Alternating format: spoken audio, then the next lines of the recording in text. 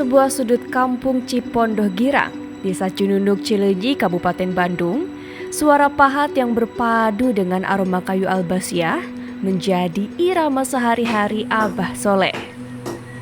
Dengan tangan yang sudah akrab memegang amplas dan pisau ukir sejak kecil, ia terus merawat warisan leluhur, wayang golek khas Cibiru.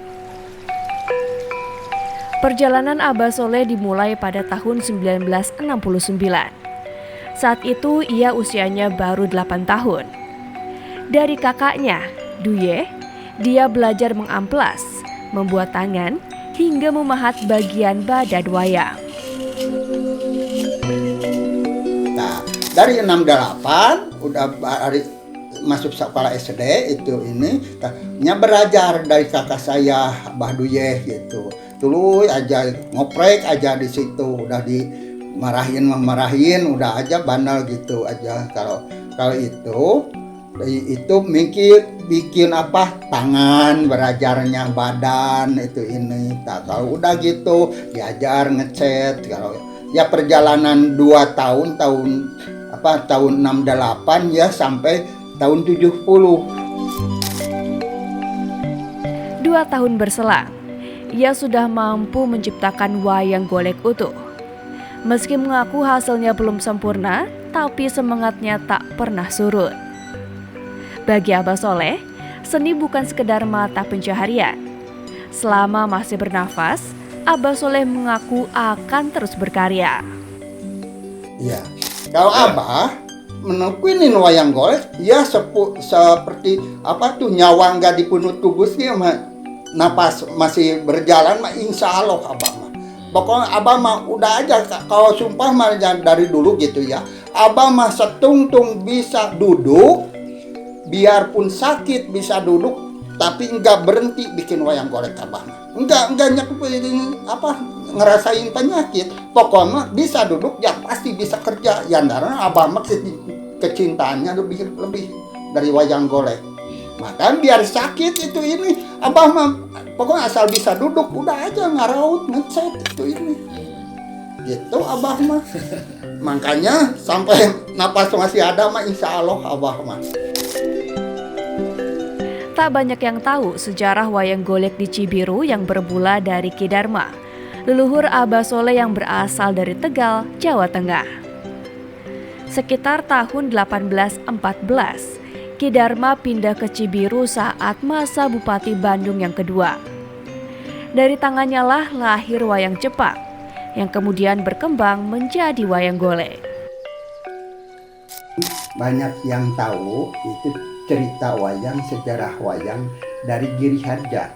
Tapi itu apa tuh taunya dari Giri Harja. Abah juga mengucapkan terima kasih atas adanya Giri Harja. Tapi kan cikal bakalnya pencipta wayang golek berasalnya dari sini Cibiru. Waktu kecamatan itu kewadanaan Cibiru, belum ada Ujung Berung. Zaman Bupati Bandung II. Nah, kalau itu ceritanya yang si pencipta itu namanya siapa? Abah Darman. Orang mana? Orang Tegal. Zaman Sunan itu Kudus, Syarif Hidayatullah dari Tegal, anjeunna pindah ke situ ke Cirebon. Kalau di Cirebon sama Sunan Syarif Hidayatullah, udah aja Abah Darman di sini kan secara apa itu zaman dulu kan Sunan gitu, zaman Sunan kan sekarang Islamin bagaimana supaya banyak orang masuk Islam.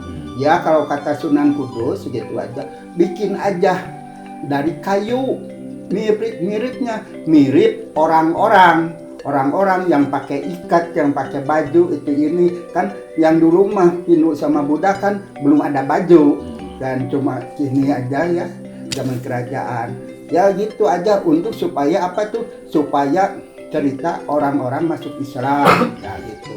Ya itu Abah Darman nyobain aja ya bikin wayang dari kayu.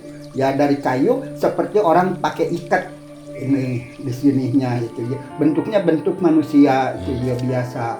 Namanya dikasih nama itu apa wayangnya? Wayang cepak. kan itu dipakainya sama Sunan Kalijaga.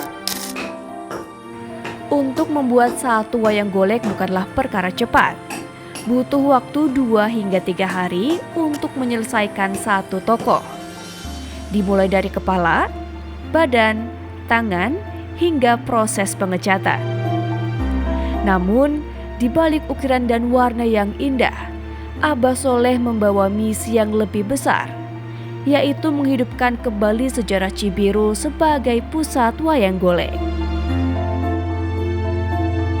Kalau penerus yang bikin mah jangan sempang, jangan itu budaya wayang golek itu harus dilestarikan, jangan sampai musnah. Kalau ngelestarikan pembikin wayang golek mah banyak Pak, sampai sekarang mau di Sumedang, mau di Majalaya, Jelekong, tapi Abah mah cita-cita Abah mah nyata penerus mah udah ada, tapi cita-cita Abah mah nyata hayang ditempati. Kalau yang dulu penciptanya di Cibiru sampai sekarang juga ada itu pemerintah yang peduli. Udah aja sekarang bikin tempat di sini. Abah insya Allah kan Cibiru teh itu ini pan kalau ada tempat mah kan meren anak teh mengenal wayang ke Cibiru geningan ini ada tempatnya. Tapi kalau sekarang kan gak ada pemerintah peduli. Kalau sekarang mah kalau ke situsnya mah ada, tapi belum tentu anak cucunya senengkan wayang nanyain penciptanya. Kini, ia berharap dukungan pemerintah agar kesenian ini kembali bergeliat, bukan hanya sebagai komoditas, tapi sebagai identitas budaya Sunda. Menurut Abah Soleh, wayang bukan sekedar kayu yang diukir saja. Di dalamnya ada cerita, ada jiwa, ada sejarah yang harus dijaga.